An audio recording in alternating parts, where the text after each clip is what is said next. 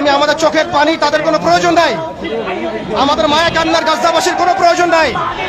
গাজাবাসীর প্রয়োজন অর্থনৈতিক সাপোর্ট, গাজাবাসীর প্রয়োজন সামরিক সাপোর্ট, গাজাবাসীর প্রয়োজন এমন একটা জাইশ, এমন একটা ফোর্স যেটা বাহির থেকে গিয়ে বাইতুল মুকাদ্দাস উদ্ধার করবে ইনশাআল্লাহ।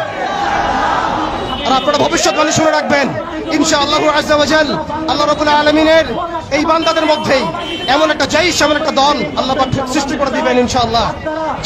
যেই দল, যেই জাইশকে পৃথিবীর কোন সেনাবাহিনী থামাতে পারবে না ইনশাআল্লাহ।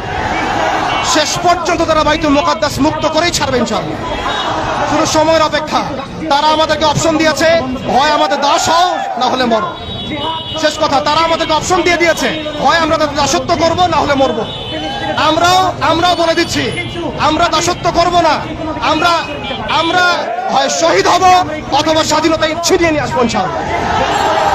হয় আমরা শহীদ হব না হলে স্বাধীনতা ছিনিয়ে নিয়ে আসবো ইনশাআল্লাহ। আল্লাহ পাক আমাদের বাংলার তাওহীদের জনতাকে কবুল করেন, আমিন। পশ্চিমের সকল সংস্কৃতিকে মাইনাস করে দেব, আমরা পশ্চিমের সকল পণ্য মাইনাস করে আমরা নতুন একটা বিপ্লব, নতুন একটা জিহাদের ঘোষণা করছি।